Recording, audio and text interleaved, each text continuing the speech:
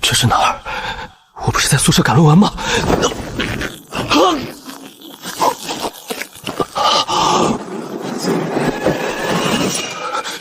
穿越了，大昏之夜，这具身体被人下了剧毒。这不是梦，这具身体真的快要死了。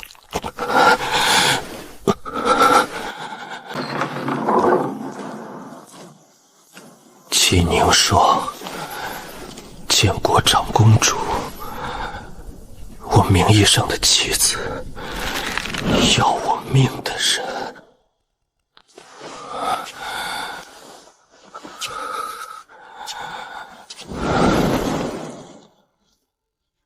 本宫来送你上路。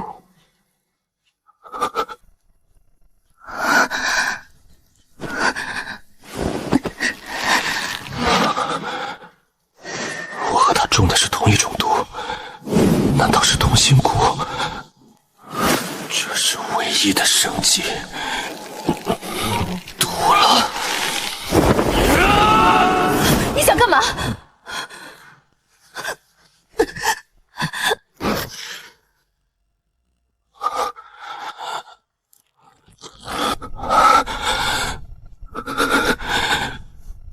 活下来了。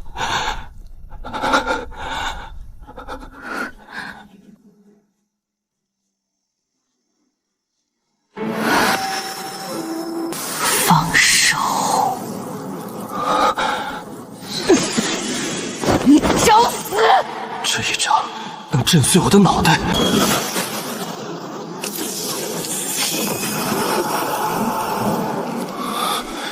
这拿的什么剧本啊？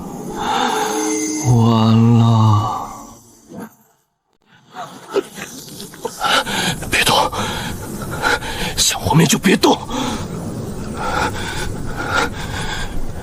我们中了同心骨，我死，你也活不了。刚才我心脏僵痛，快要死了。殿下，你是不是也一样？就在你按住胸口的时候，我抓住你的手，只是赌一把。结果我一碰到你，我们两个的疼痛是不是都瞬间消失了？这还不能证明吗？一派胡言！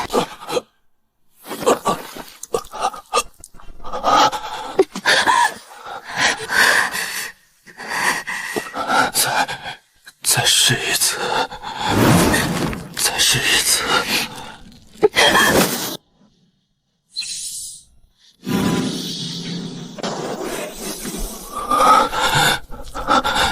分开再重逢，痛苦会加倍。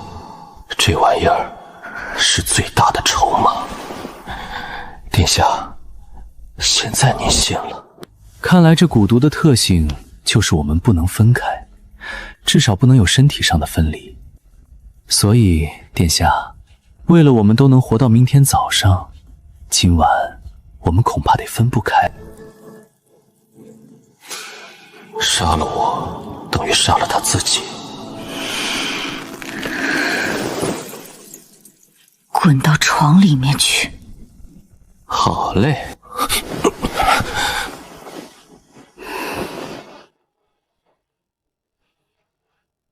同心骨到底是谁下的？是想弄死我，还是连他也一并算计了进去？这位名义上的妻子是最危险的存在，也是唯一的生机。明日天亮之前，说出你背后的人。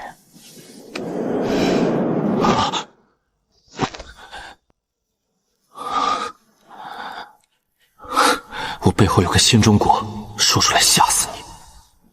否则，本宫有10000种方法，让你体验比蛊毒更痛苦的死法。哎，这穿的什么越啊？造孽！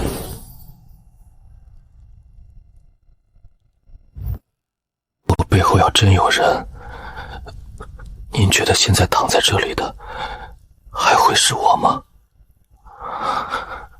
我一个手无缚鸡之力的普通人，能有什么资格掺和你们神仙的局？我本就一穷破书生，无非是看我出身清白，家世简单，好拿捏罢了。他信了，一个随时可以被牺牲的棋子，没必要有太复杂的背景。睡吧，殿下。天大的事儿，也得等活到明天再说。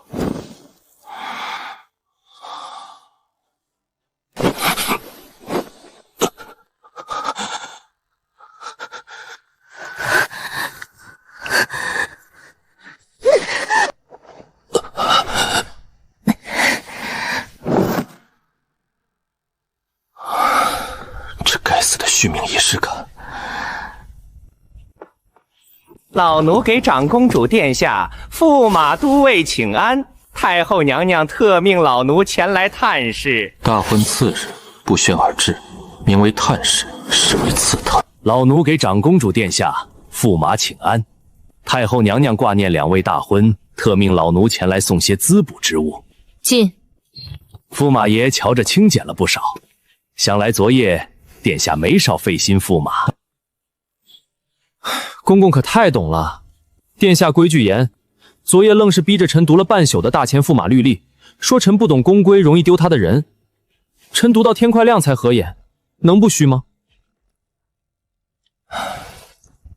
不信公公问殿下，殿下说家有家规，臣哪敢不听？本宫的规矩，自然要守。殿下治家严谨，实乃佳话。公公过奖了。公公要是没别的事，就先回吧。殿下说了，今天还要考臣朝章典故，臣得赶紧再翻翻书，免得挨罚。读律了，亏你想得出来。随我去御书房商讨国事。淮水何时有了能结30万石的水匪，30%能喂饱多少百姓？30%损耗，分明是坚守自盗，损耗的不是米，是人心和官德。你把刚才的话再说一遍，把你的话再说一遍。一个吃软饭的驸马，30%损耗，不是水匪，是坚守自盗。一派胡言！朝廷重务，岂容你信口开河？30万担，连绵数里的船队，水匪劫走9万担，要多少船，多少人？难不成水匪比朝廷海师还强？或许是凿沉了粮船。凿沉粮船，粮食泡水里，水匪图什么？图看龙王显灵。所谓漂没，发船少给一点，路上克扣一点，沿路打点再送一点，对不上账，推给水匪和老天爷。9万只粮食，此刻就在江南那些人的私仓里。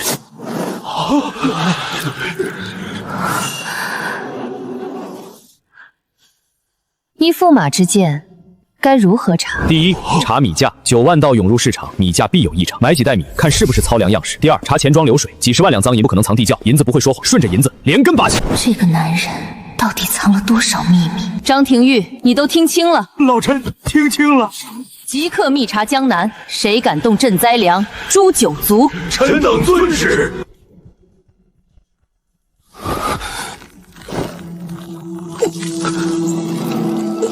殿下，孤独。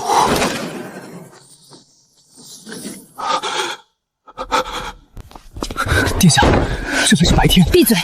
连秀才没考过的落魄书生，对贪墨手段了如指掌，查账的法子比刑部老手还老了。顾长风，你究竟是谁的人？难道我给你说我来自几千年后？这些知识刷短视频就能看到。殿下，如果我说我是站在你这边的人呢？你以为本宫会信？信不信由你，但聪明人只看结果。太后视你为眼中钉，朝臣对你阳奉阴违，你权倾天下，但坐在火山口上。昨晚的蛊毒就是证明，把我留在想让便当我们妻死，我不死你就死不了。你让我活着，我帮你把这朝堂洗干净。好，本宫留你的命。你若真有本事，本宫许你在大前横着走；若你只是大放厥词，你会求着本宫杀了你。殿下，太后懿旨，宣殿下与驸马即刻前往慈宁宫，娘娘要亲自考教驸马才。哀家倒要看看什么样的人能让宁霜那丫头另眼相看。去见见我们大前那位好太后。出汗了，殿下。管好你的嘴，在太后面前丢了本宫的脸，你这双手就不用要了。殿下护着我，我把天捅个窟窿也算殿下的功劳。新婚燕尔，确实情深意重，只是在慈宁宫规矩还是要的。太后恕罪，臣与殿下情比金坚，发过誓此生绝不松手。夫妻和睦，不正是家国安宁的根本？驸马所言及本宫所想，母后见谅。好一张利嘴！顾家书香世代，驸马想必腹有诗书，哀家请了几位翰林学士，全当切磋，也是全了皇家崇文的风骨。下官刘墉久闻驸马大名，今日斗胆，请驸马对上几副哪联？下官有一联：苦思3年未有下联，烟锁池塘柳。五行傍手，金木水火土全占，好联好联。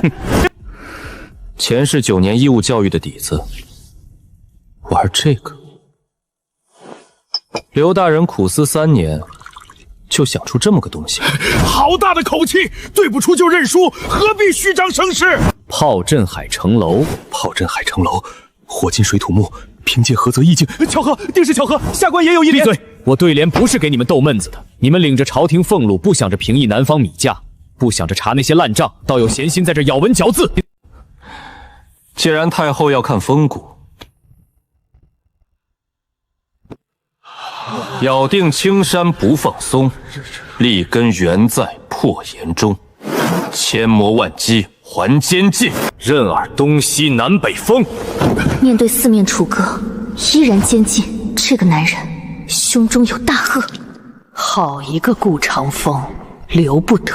好诗，真是绝妙好诗。来人，赏百花酿，西域奇花酿造，大钱仅有10瓶，赐驸马与长公主同饮，以贺大婚。同心骨对酒气有反应，这酒不是毒，是刺激同心骨发作的引子，喝下去蛊毒会彻底失控。不能喝，但众目睽睽，如何聚合？老妖婆，这是你逼我的。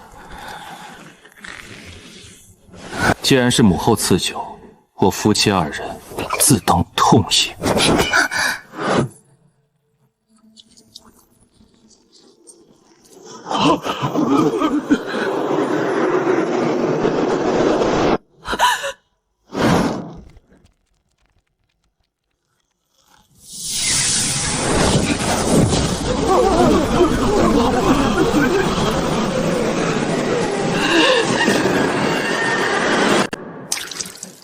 百花酿入后，不是酒，是一团暴烈的人浆。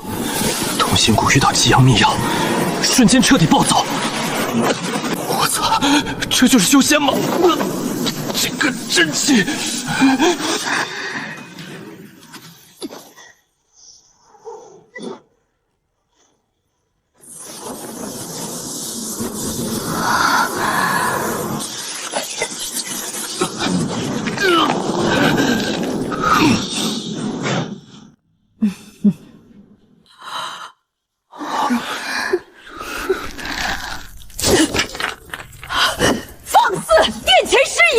你们眼里还有没有大钱的王法？给哀家拿下！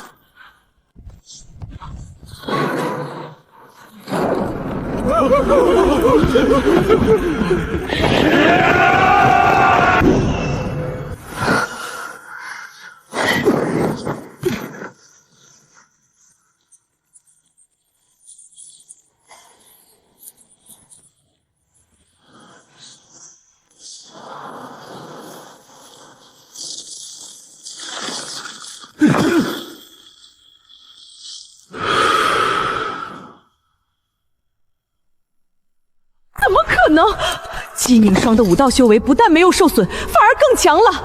那冰寒刺骨的罡气，距离真正大宗师只有1线之隔。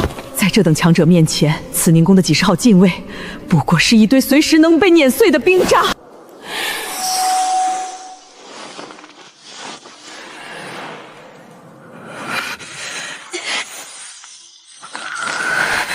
太后娘娘，这酒真是极品啊！百花酿至阳至热，催情助秀。臣初尝此味，加之身侧就是国色天香的公主殿下，一时情难自禁，忘了场合。不过太后赐酒，臣与殿下喝了，夫妻恩爱，人之常情。这些禁卫拔刀相向，莫非是见不得长公主与驸马和睦，想要谋逆不成？百花花药性极烈，若他们中了那种毒，气血翻涌之下，此刻早该七窍流血暴毙而亡。为什么一点事都没有？难道洞房夜下毒的根本不是哀家这边的人？还有谁想让他们死？好，很好。驸马与长公主情深，哀家这做长辈的高兴还来不及，是这些奴才不长眼，惊了殿下。李全，开门，送殿下与驸马回府。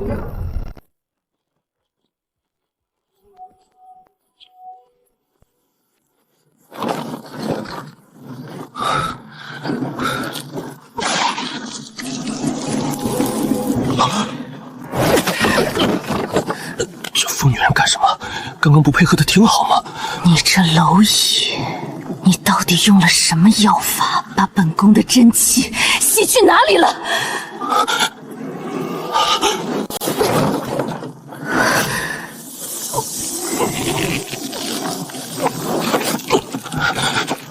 杀了我，你也活不了。自己探脉。同心谷、百花酿、极寒暗伤，三者在我这个不懂半点武学的虚的废材体内达成了诡异的平衡，气机共享。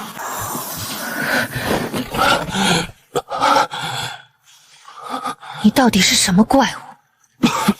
殿下，怪物是这蛊。咱们现在是一体的，你伤我就是伤你自己。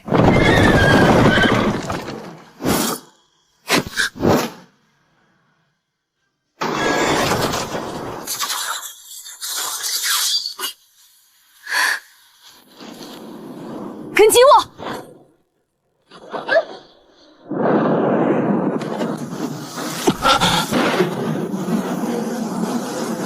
血浮陀，大秦最顶尖的死士营，传闻只听命于皇家。刚离开慈宁宫，太后就下死手。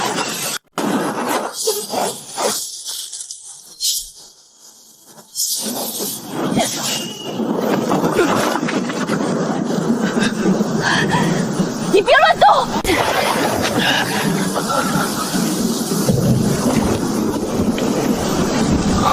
这是硫磺。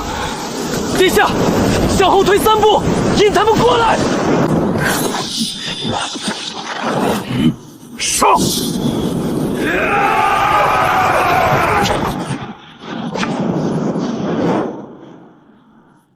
闭眼！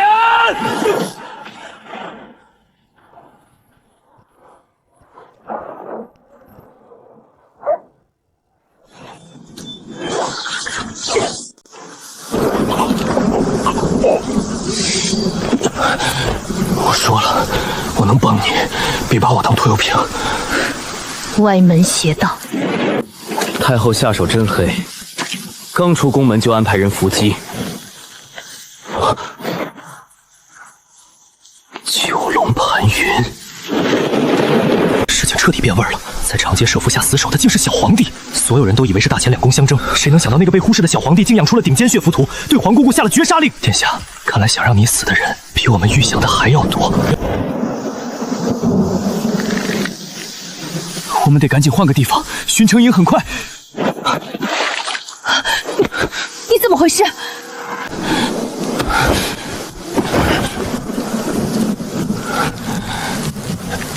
殿下，看来剑手已经不管用了。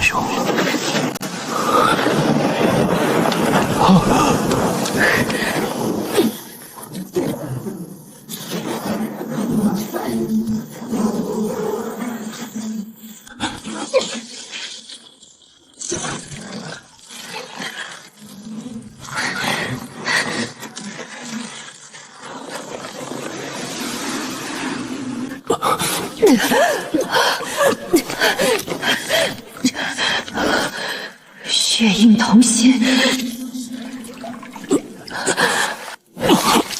殿下，给我个痛快！杀了你只需一剑，敢乱动，我削了你！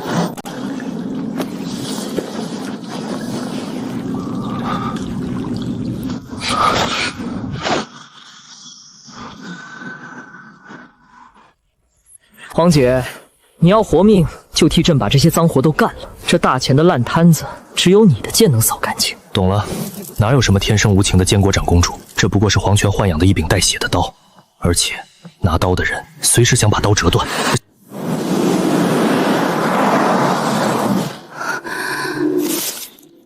这是一个没有皇权、没有杀戮的世界。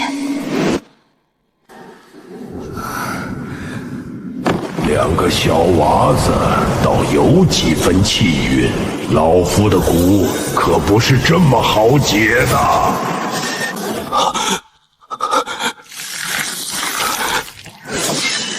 你到底是什么东西？夺舍的妖孽，还是哪个隐世老怪？殿下，大前开国至今600年，有过那样的景象吗？我来自未来，一个没有皇帝、没有诛九族的地方。你们大前的规矩，在我眼里连狗屁都不破。我就是一个知道所有官场规则、历史走向的异乡人。所以呢，你这妖孽能做什么？我能救你，你弟弟要杀你，太后要杀你。那天的下蛊人也盯着我们，你现在手里没有能信的人，他们想让你死，那你就先掀了那张龙椅。既然刀不想被折断，那就把拿刀的人砍了。你当女帝，我帮你速尝朝纲。赢了，你君临天下，我保住这条命；输了，就凭我们心口这个蛊，黄泉路上正好搭个伴。顾长风，你的胆子比我想象的还要大。穿好衣服，若你以后敢把今晚看到的东西泄露半个字，我拼着蛊毒发作，也要将你千刀万剐。感觉到了，大前武道分9品，9品最末，1品入宗师。你现在只是末流武夫，遇到血符团的杀手，照样是个死。总算有了自保的力气。殿下，刚才在精神连接时，你听到了吗？下蛊的人在我们身上留了精神印记，这意味着只要我们在他100里之内，他随时能感知到我们的方位。难道血符团追到这里了？若英，殿下快跑！江南密探尸体全挂在城门上了，留了血字。留了什么字？顾长风乃逆党魁首，诛杀全族。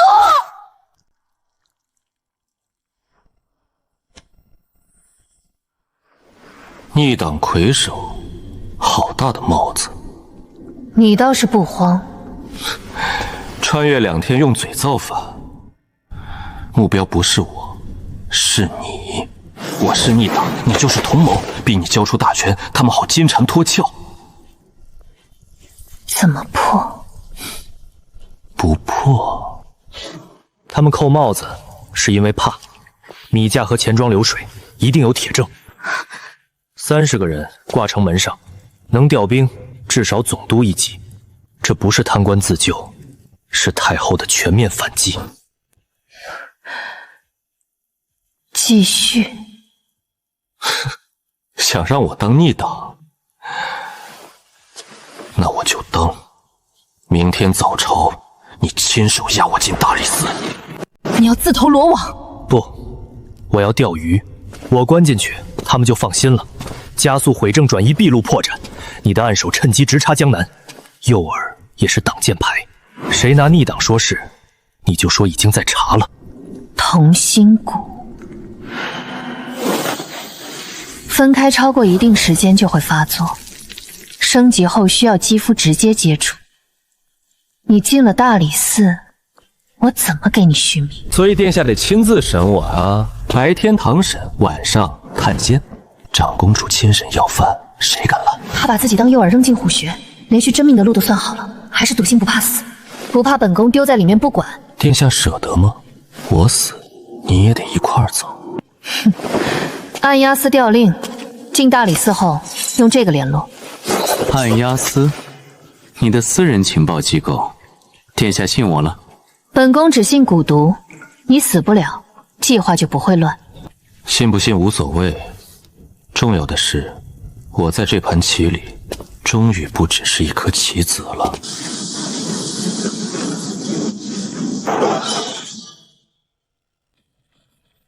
长公主殿下，末将萧九妖奉旨护驾，慈宁宫遇袭之事已惊动宫中，陛下连夜下旨，命末将率3000禁军包围长公主府，确保殿下安危。萧九良什么来路？禁军统领，武道7品，萧老将军的孙子，按辈分该叫我皇姑。他是小皇帝的人。萧家只认皇位，谁做龙衣听谁的。若英是个聪明人，他这几次活不了，临死前带了2样东西：消息和证据。带上他，我们出去。你什么意思？3000禁军围着，跑不了。但我们本来就不需要跑。慈宁宫的事儿，满朝该都知道了。小皇帝为什么派3000人来？血浮屠全军覆没，暗杀失败，他怕了。他要把我们困在明面上，在他眼皮底下待着。但他忘了一件事，他用的是禁军，旗号是护驾。在所有人眼里，他是在保护你。他派人杀你，你找他喊冤，他总不能当着天下人面承认血符是自己的，把皇帝架在火上烤，查不出来说明无能，查出来等于认罪，左右为难，骑虎难下。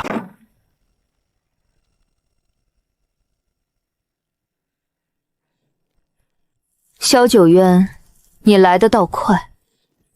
末将奉旨护驾，绝无冒犯。萧将军，一刻钟前长街遇刺，12名死士，大网封路，毒弩贼射。殿下若非武功高强，我们已是2具冷尸。认识这个吗？从刺客身上撕下来的。萧将军是禁军统领，应该比谁都清楚这表是谁。要杀监国长公主。萧九辽的萧九渊的沉默不是心虚，是震惊。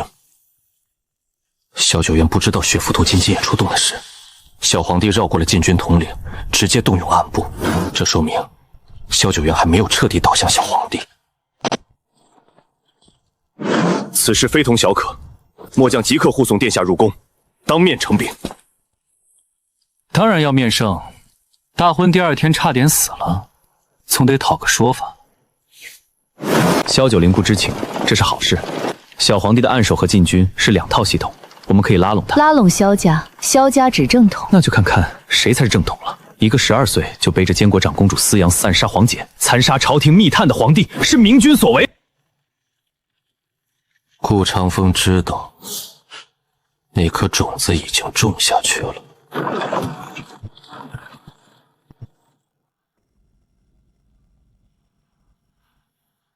不是蛊毒发作的疼痛，而是一种诡异的感应，像是有什么东西正在宫墙内注视着顾长风。那股感觉与密室中的那声苍老恨恨一模一样。下蛊之人就在皇宫里。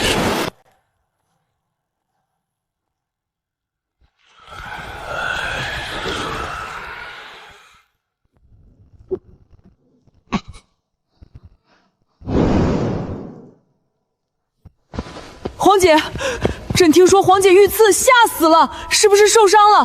快传太医！这演技放21世纪能拿3座金鸡奖。陛下莫急，臣姐无碍，倒是驸马受了些伤。姐夫，疼不疼？多谢陛下关心，臣命大，没死成。臣有一事不明，恳请陛下解惑。今夜长街刺杀，12名死士围攻，臣与殿下拼死突围，从刺客身上扯下了这块布，此乃开国大帝帝温专属暗记。臣孤陋寡闻，只知如今能用此标记的，普天之下只有1人。这不可能！朕的亲卫怎么会刺杀皇姑？一定是有人冒用。萧将军，你给朕查，谁敢冒用皇家暗卫，朕诛他满门！漂亮，把球踢出去，还把自己摘得干干净净。陛下英明，臣也相信绝非陛下所为，定是奸人窃用暗计，意图嫁祸陛下离千家骨肉。此事不查，陛下蒙冤，朝廷颜面尽失。臣命萧江将军彻查调动记录，今夜子时前后，何人离宫，何人归营，逐一核实。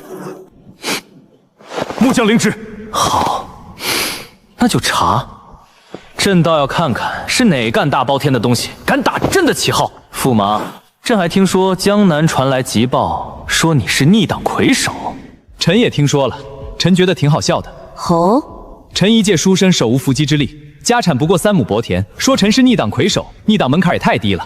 不过此事蹊跷，臣昨日才进言彻查漕粮贪墨，今日密探全军覆没，臣就成了逆党。这前后脚的功夫也太巧了。臣斗胆自请收押大理寺，接受严审。若臣真是逆党，千刀万剐；若臣清白，那栽赃之人该当何罪？准，驸马如此坦荡，朕就成全你。明日起，驸马入大理寺候审，此案交由大理寺卿全权。臣姐亲审。驸马是臣姐的人，若他有罪，臣姐难辞其咎；若他无罪，臣姐要亲手还他清白。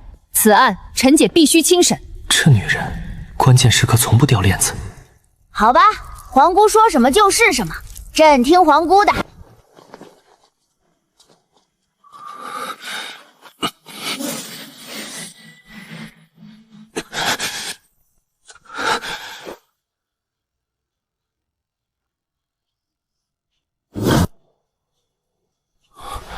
殿下，龙柱旁边那个灰衣老头是谁？司天剑监正，周衍，先帝的炼丹术士。炼丹蓄势和司天监监正放在一个人身上不矛盾吗？司天监掌天象，立法祭祀，先帝痴迷长生之术，把炼丹归入了司天监。周衍就是那时候进的宫。先帝什么时候死的？6年前。死因？丹毒。给皇帝炼丹，皇帝吃丹药死了。炼丹的人不仅没被追责，还活到了现在，还站在宣德殿的龙柱旁边。周衍没被清算，谁保的他？太后。先帝死后，太后力保他留任。当时朝局不稳，我腾不出手对付他。这个周衍绝对就是给我们下同心蛊的人。周衍联合太后开始对付你了。殿下，周衍给我们下同心蛊，你觉得目的是什么？杀我？不对，要杀你，在食物里下毒就行，何必绑上我？一个没武功的废物驸马绑在你身上有什么用？殿下讲同心蛊的特性，分开会痛，接触会愈合，激活后之后要更亲密的肌肤相贴，还会产生真气交融，灵魂互通。他不是在杀我们，他是在逼我们融合。每一次蛊毒发作，每一次被迫接触续命，都在加深两人气血、灵魂的纠缠。按这个趋势，最终会怎样？你我的生命力会被彻底炼成一体。同心蛊不是诅咒，是炼丹程序，每一次续命都是在往炉子里添柴。对，到那时候我们不再是两个人，而是一个容器，被同心蛊反复淬炼、不断融合的容器。周衍是炼丹术士，在炼丹的人眼里，人命算什么？你的意思是，周衍要用我们的融合之力来炼什么东西？殿下是半步大宗师，我的灵魂来自另一个世界，把顶尖武者和意识灵魂绑在一起，反复淬炼。他想炼的和先帝追求的是同一样，追求长生。周衍的武功有多高？不知道，没人见他出手，只知他精通术法丹道，武道无记载。所以现在不能动他，不知深浅，没证据，在宫里够不着。那你打算怎么做？第一进大理寺，第二查江南布局，第三引蛇出洞，追踪他。你不怕死？怕，更怕无法掌控。若英，你平时都在这儿的？殿下，最后一次续命，明日入大理寺不方便。半个时辰后，书房。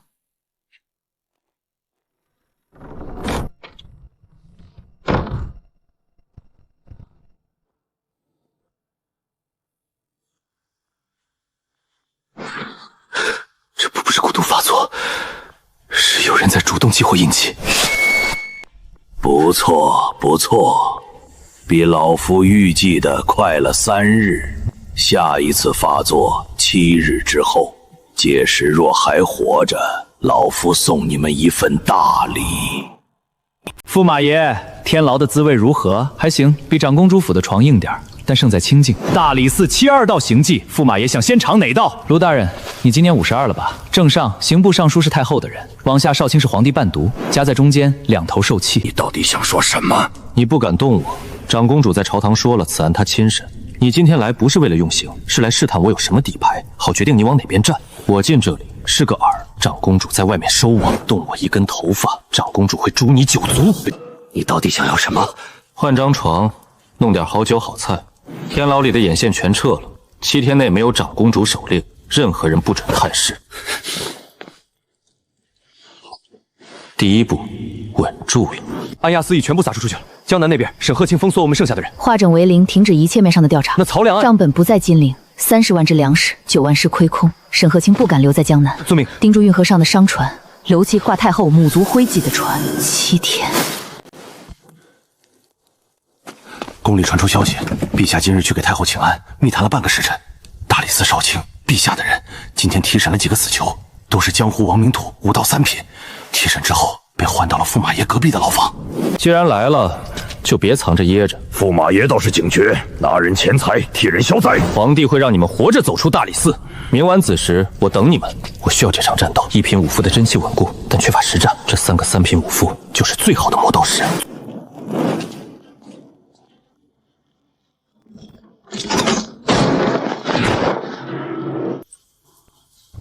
更好试试新的底牌。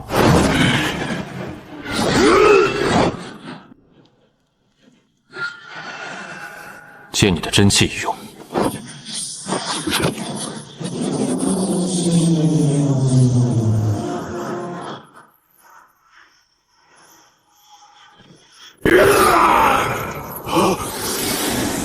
3品太弱了。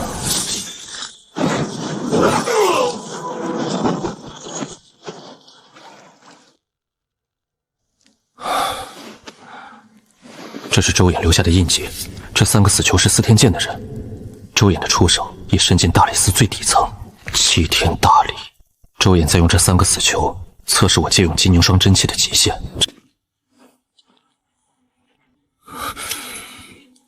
驸马爷，好手段！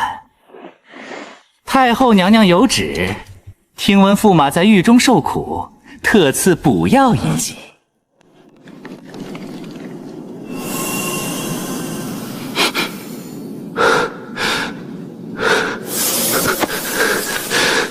那是针对同心骨骨的催化剂。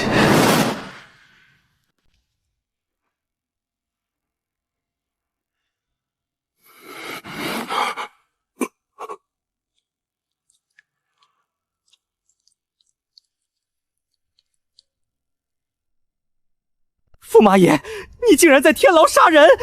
李公公，眼睛不用可以捐了。这3个是半夜摸进来的刺客，我这叫正当防卫。倒是公公你大半夜跑来送补药，太后对我这么上心。太后赐药，雷霆雨露皆是君恩。驸马爷受了惊吓，正该服下这枚血灵丹压压惊。李公公，你在宫里伺候太后多少年了？30年。30年，还没学会看主子的脸色。看看这是什么？司天剑的牌子。太后让你来送药折磨我，敲打长公主。可这3个带着司天监令牌的死士是来要我命的。我今晚死在这儿，明天长公主提审发现一具尸体，她找谁算账？太后，还是你这个送药的太监？太后保着周衍，周衍却背着太后派人来杀我，坏太后的局。你把这药给我灌下去，我死了，你就是周衍的替罪羊。太后要凭长公主的怒火，第一个砍的就是你的脑袋。你真以为这药是太后让你送的？这药是周衍让你顺道带过来的，对不对？太后确实让李全来送药，但这药却是临出发前司天的一个小道童送来慈宁宫的，说是太后吩咐的固本培元之物。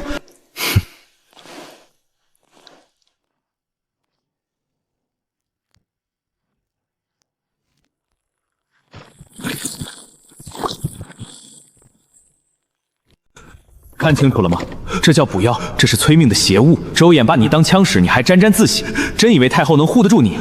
滚回去，告诉太后，大理寺的水很深，司天剑的手伸得太长了，让他老人家睡觉的时候最好睁着一只眼。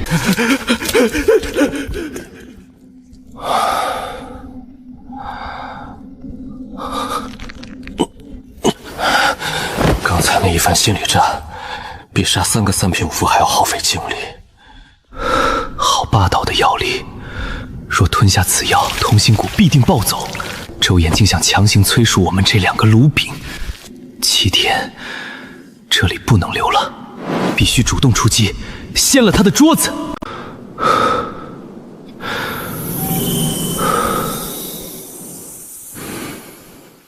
来，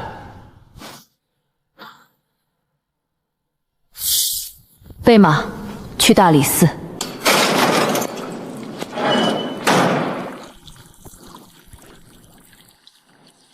你干的，借了殿下一点真气。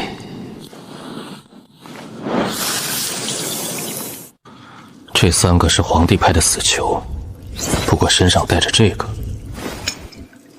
周衍的人。李全刚才来送了一颗血灵丹，我喂给了尸体。这药也是周衍借太后的手送进来的。周衍在逼我们，皇帝要杀我，太后要试探我。这大理寺是个筛子。卢正淳是个废物。他不是废物，聪明过头了。谁殿下？这局不能这么玩了。你想如何？掀桌子！大理寺不能待了，我要出去！你是逆党魁首重犯，强行劫狱，正中他们下怀。谁说我要劫狱？我要死在这里！殿下，你想想，皇帝派死囚暗杀，太后派太监送毒药，我今晚死在天牢里，谁嫌疑最大？太后和皇帝，你闹得够大，他们就会互相猜忌。太后以为是皇帝下的黑手，皇帝以为太后借刀杀人，他们一乱，江南的注意力就分散了。而我一个死人跳出他们的视线，转入暗处，用暗鸦丝查周眼，查江南账本。尸体怎么解决？现成的，身形和我差不多，换上我的囚服，把脸毁了，然后一把火烧了天牢才曾。疯子，火烧大理寺，大前开国以来从未有过。规矩就是来打破的，殿下，敢不敢陪我疯这一把？好。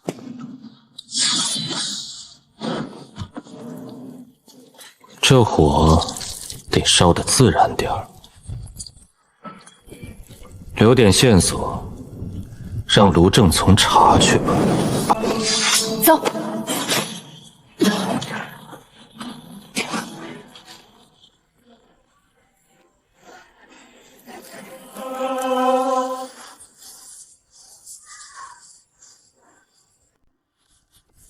走水啦！走水啦！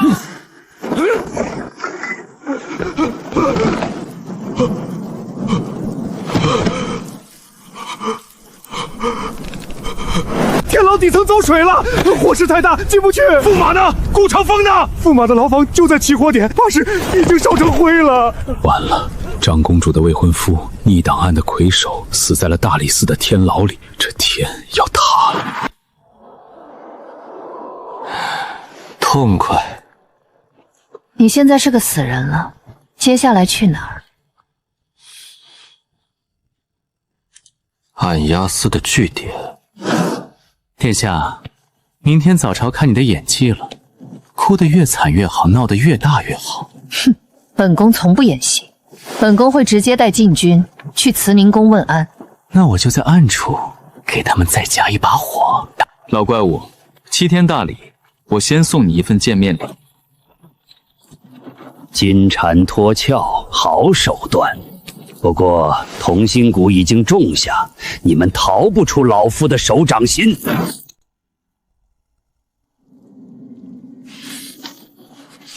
江南送来的商船名册就这些。沈鹤清封锁金陵，兄弟们折损严重，只查到太后母族王家的船队前天夜里离金陵，沿运河北上。这画的什么符？王家报备的是运送丝绸布匹30艘浮船，吃水线压到了最底，丝绸没这么重，随船护卫多了1倍，靠岸补给少了1半，运的不是丝绸，是银子，9万担漕粮变现的几10万两赃银。传令沿途暗桩，别盯船上的人，盯船底的吃水线，哪艘变浅了就是在哪里卸了货。属下遵命。但长公主那边今日早朝恐怕很难善了。他现在应该正在拆宣德殿的门槛。烧了。殿下恕罪，火势起得太快。本宫问你，起火前谁去过天牢？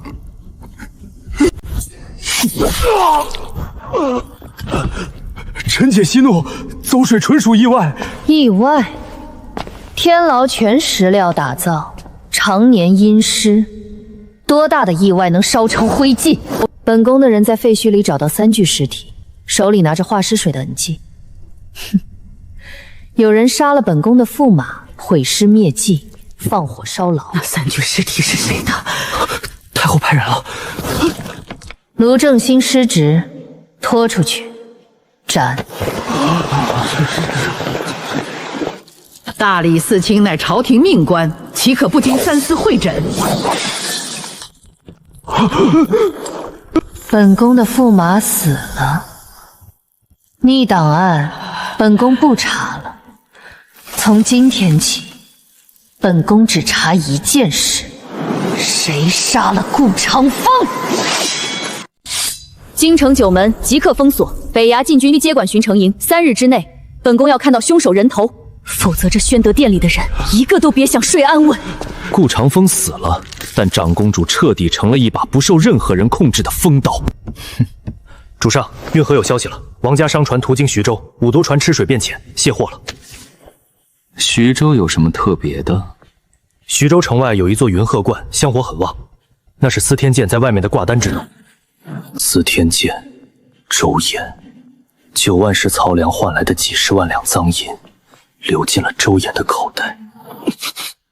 一个炼丹的术士，要这么多钱干什么？买药材，还是养军队？周衍借太后的手送毒，是为了试探。周衍说7天后送大礼。同心骨的变异似乎超出了周衍的控制。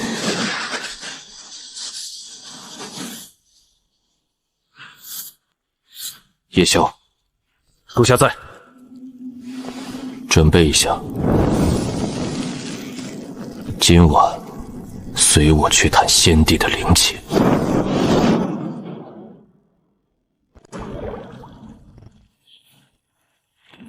先帝暴毙，太后遗诏为由，将其安葬在宣德殿后方的禁地中。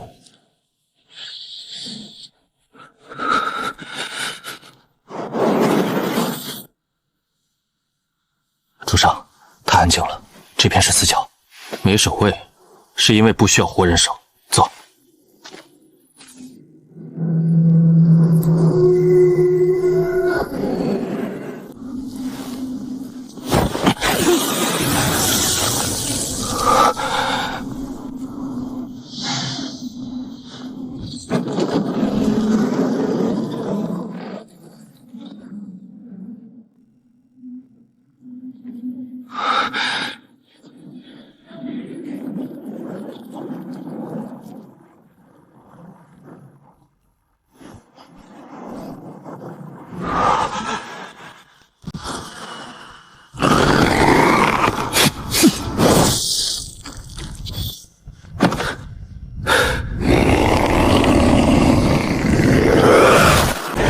借真气一用，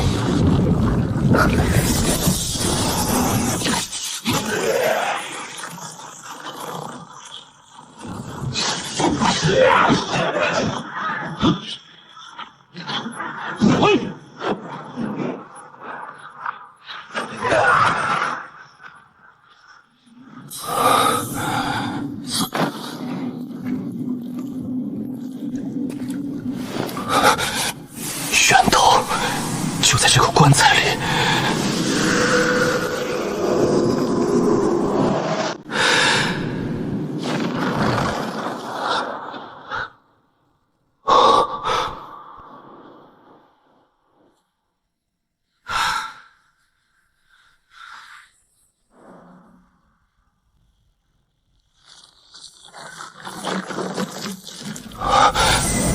先帝没有死于丹毒，他被周衍炼成了一个巨大的容器，炼成了一具活着的古母。周衍要用我和姬凝霜的同心骨炼长生药，而同心骨的源头就是先帝体内的这朵血莲。几10万两曹粮赃银，全被周衍用来购买材料。这些材料被周衍用来喂养这具古母。太后保周衍，是因为太后知道先帝在这里，太后想要长生。小皇帝派人杀我，是因为小皇帝不想受制于人。小皇帝要毁了太后的长生局，那整个朝堂都是周衍玩具。规则、王法，在这群追求长生的疯子面前，全都是狗屁。既然你们要炼药，那我就把这炉子砸了。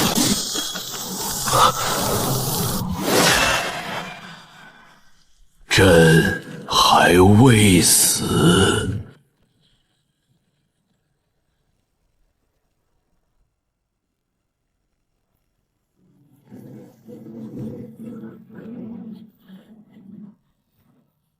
驸马爷，老夫的这件大礼，你可还满意？周监正来串门。这银子养了6年，欣赏一下老夫的杰作。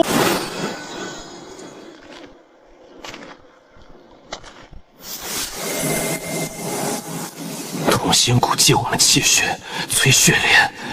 那皇族当猪狗圈养，唯有长生才是大道，他们不过是棋子。先帝太老，坚持不住了，所以炼成了古母，只缺一阴一阳，2个炉鼎。长公主极寒之体是阴鼎，你的灵魂不属于这方天地，你们加一起就是老夫最完美的杰作。老怪物，你当吃定我了？锁灵阵一开，你现在逃不了。放下剑，进棺材。长公主，再借用一下。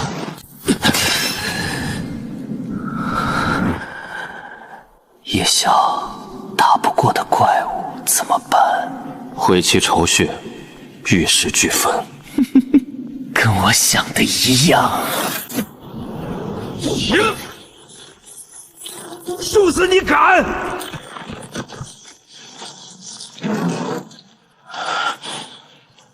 周衍，真的仙丹呐！孽障！我能炼你，也能毁掉你！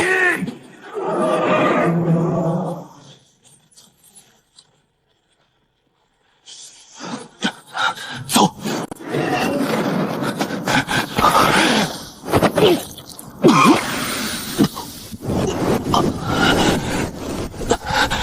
这蘑菇暴走的反噬，芥末真够劲儿。主上，我没事。快发信号，让长公主姬凝霜带禁军来。让他们都来看看先帝都变成什么怪物了，动静闹得越大越好，让天下人都看看皇室在做什么长生大梦。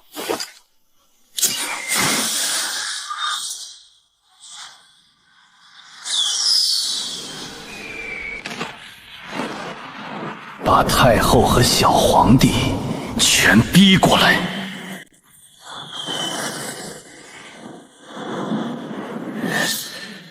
这是暗鸦司最高级别信号，方向先帝陵寝。萧九香，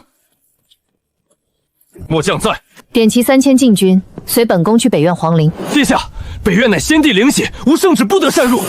本宫是监国，本宫的话就是圣旨，去或者死。末将遵命。太后，长公主带禁军去北院了。北院，周衍在那里，先帝也在那里。被撵，立刻被撵！血浮屠全灭，大理寺走水，现在连皇陵都出了乱子。顾长风到底死没死？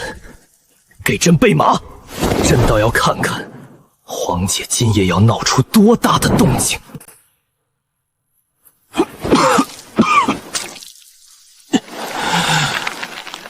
主上，撑住，死不了。等会儿人多了就热闹了。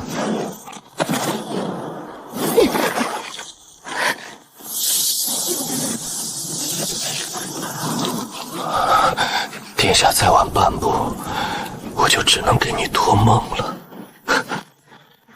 大理寺的死人跑来皇陵诈尸，来给殿下挖个天大的把柄。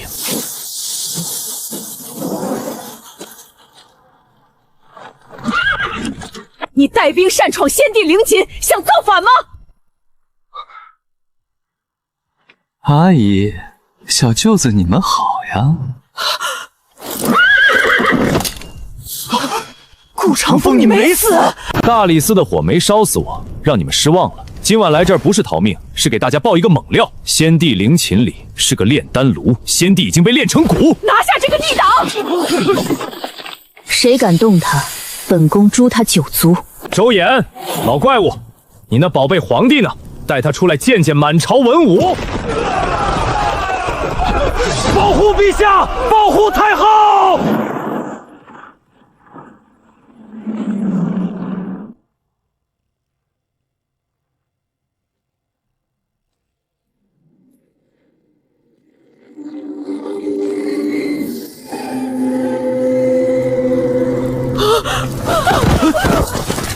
武将，放箭，放箭！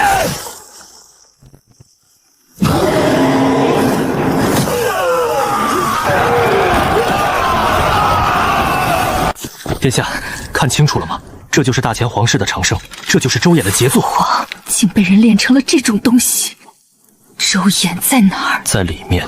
老夫说过了，你们逃不出老夫的手掌心。母骨的心头血，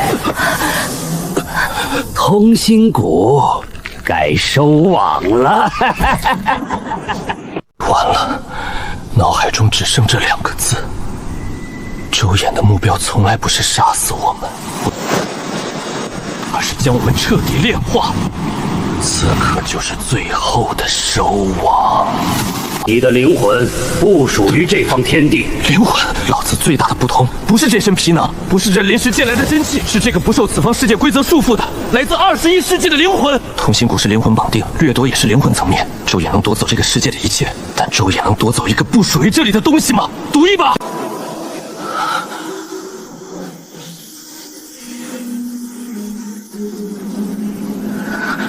别抵抗，把你的意识交给我，信我一次。从大婚之夜起就将我拖入无尽麻烦，却又一次次在死局中掀翻棋盘的男人，信他。我这一生只信自己手中的剑，但现在剑已无用。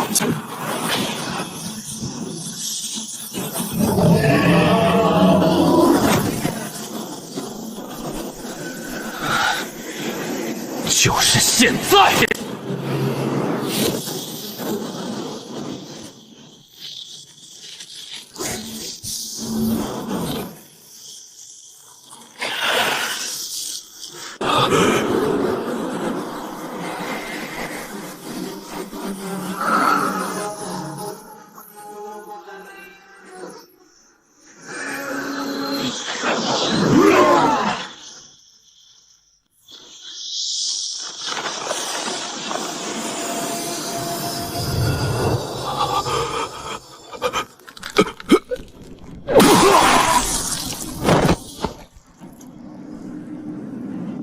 毁了骨母，同心骨的平衡也被彻底打破。你们会比死还难受，你们会永远的融合在一起。妖妇，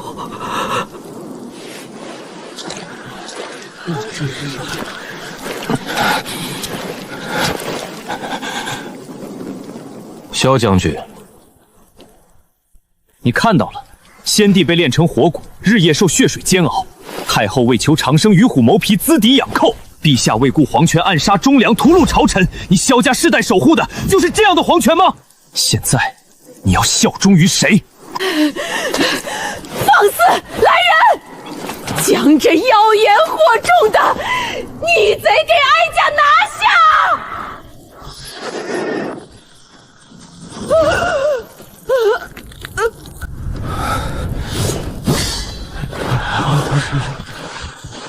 末将萧九渊，愿率3000禁军，听从能为大前带来真正安宁的强者之令。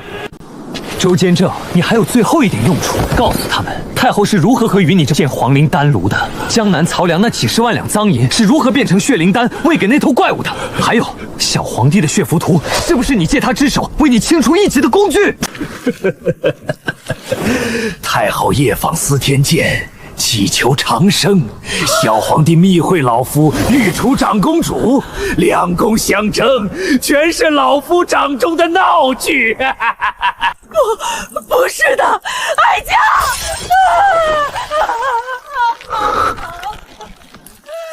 是他骗朕，是他骗朕的。这样的皇帝要他何用？这样的太后留他何意？陛下，写退位诏书吧。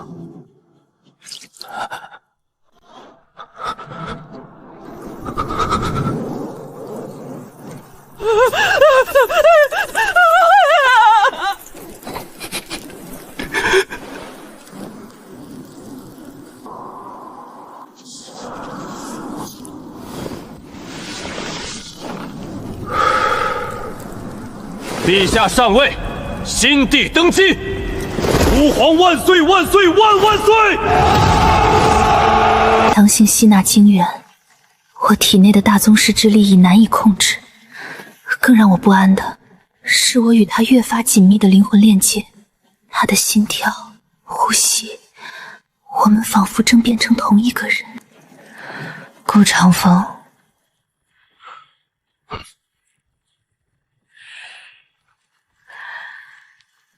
周衍说的永远融合，到底是什么意思？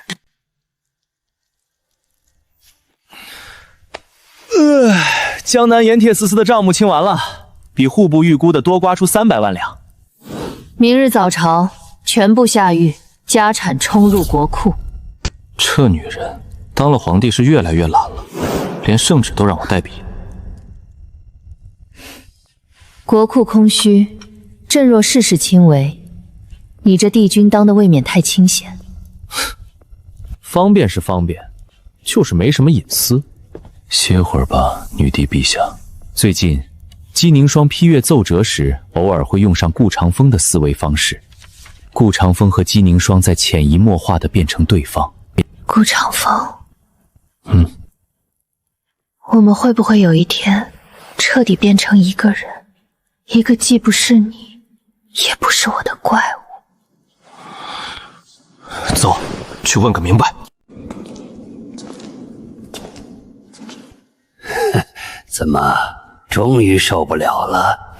是不是感觉自己的脑子里住进了另一个人？同心骨到底是什么？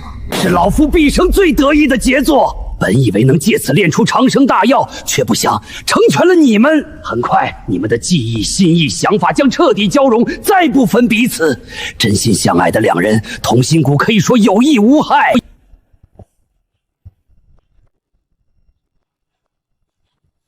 你介意这种交融吗？